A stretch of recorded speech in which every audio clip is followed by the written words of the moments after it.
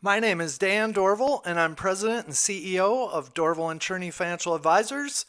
I am an independent certified financial planner and author of my book, Financial Success for the Rest of Us, Reality-Based Financial Planning for Mainstream America. Hi, my name is Leah Woodley. I'm an associate financial advisor with Dorval and Cherney Financial Advisors. Our conversations discuss what it means to do quality of life planning in all areas of your life.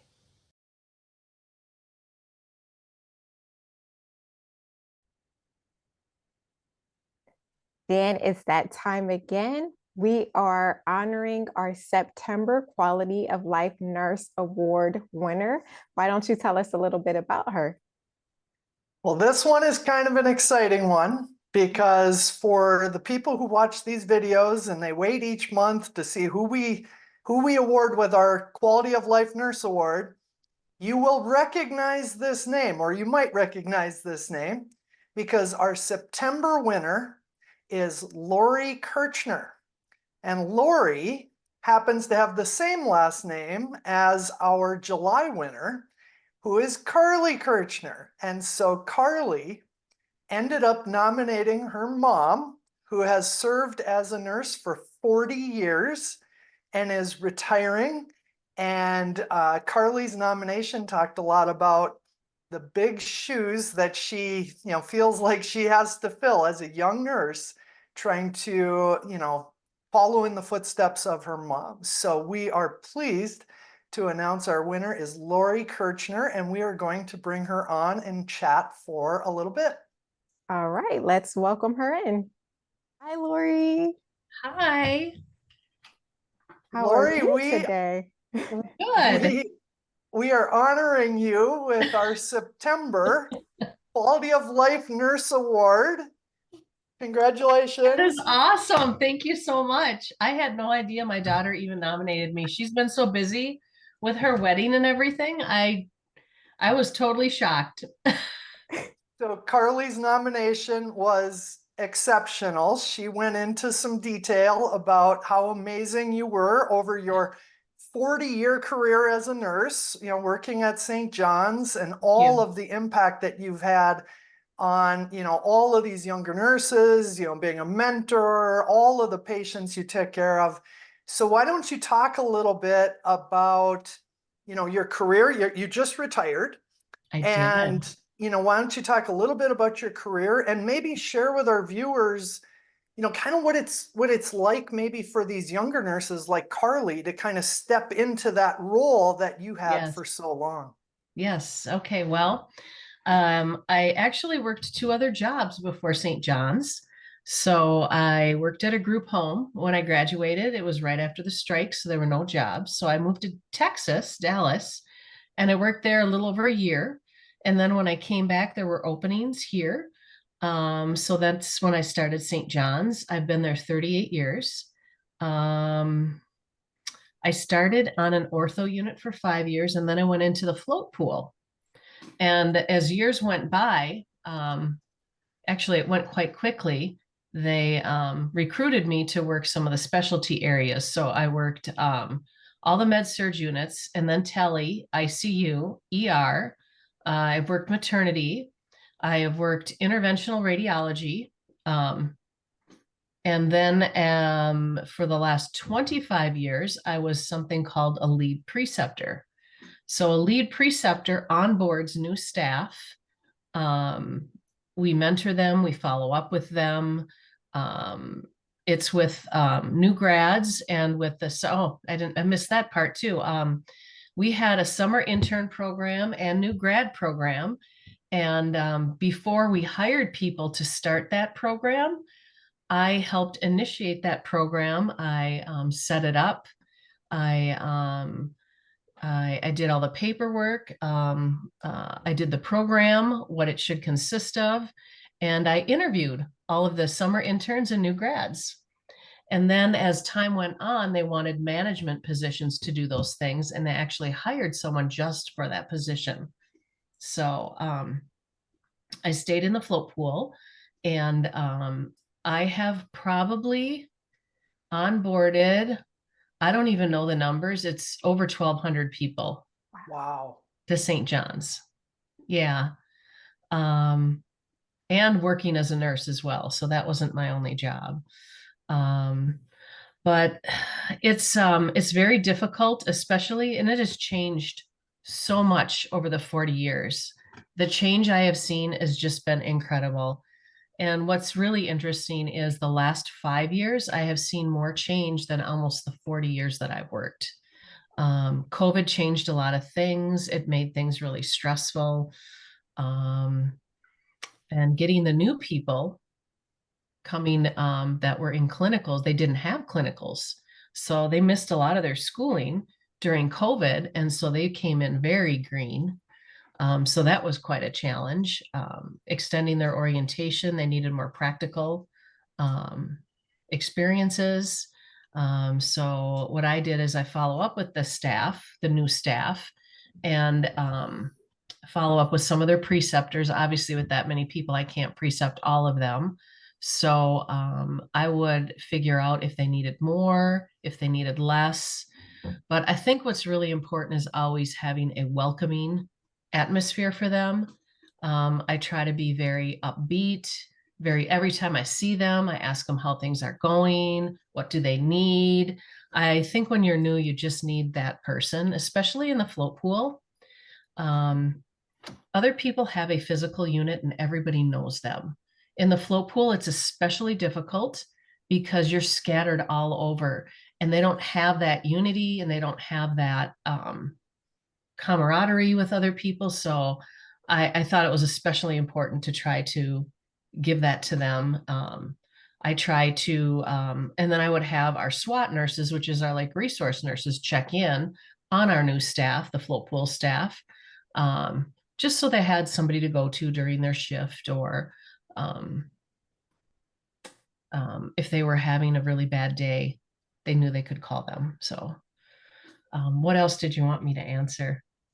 Well, so, when you think about like Carly's career, and she's in her 20s and she's pretty young, but she's got a lot of responsibility.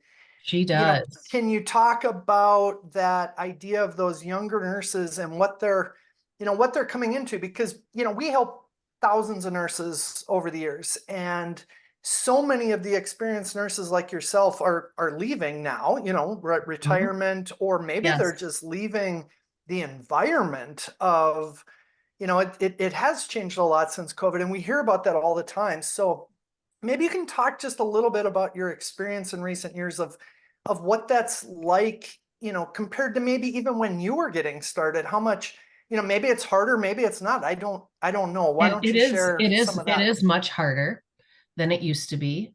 Um, Carly is my daughter, so I am a little bit up. Um, what am I trying to say?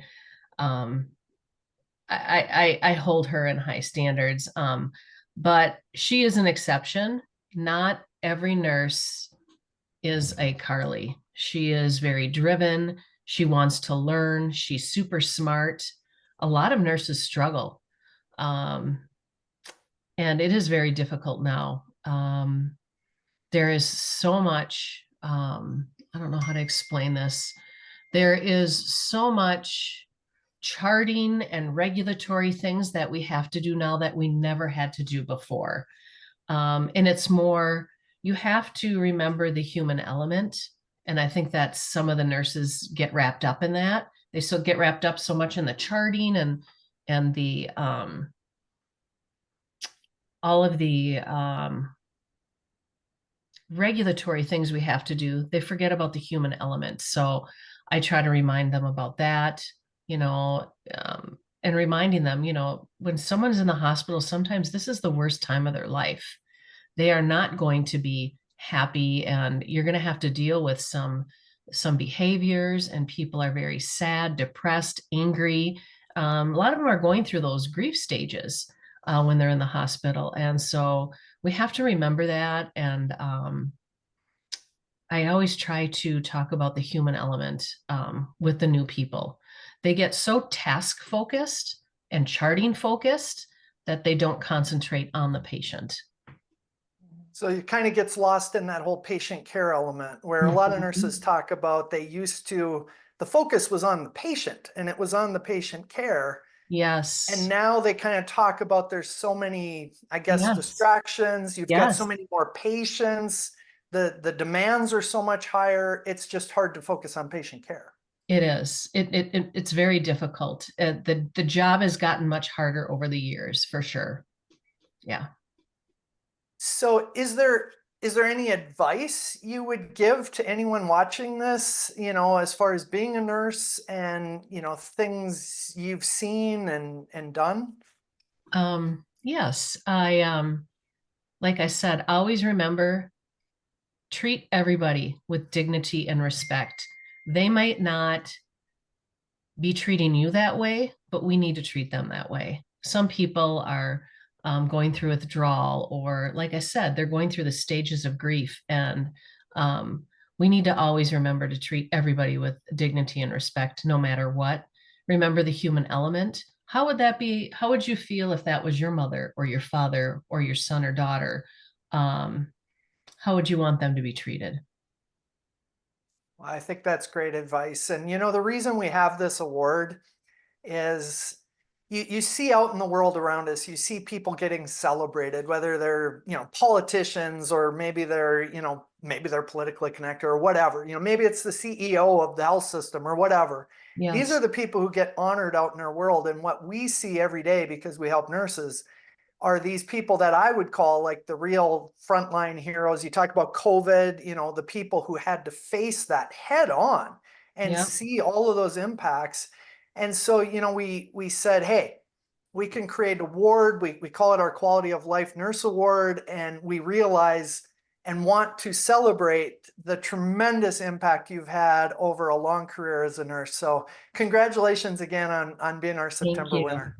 Thank you so Yes, much. congratulations. We are Thank so you. excited to honor you.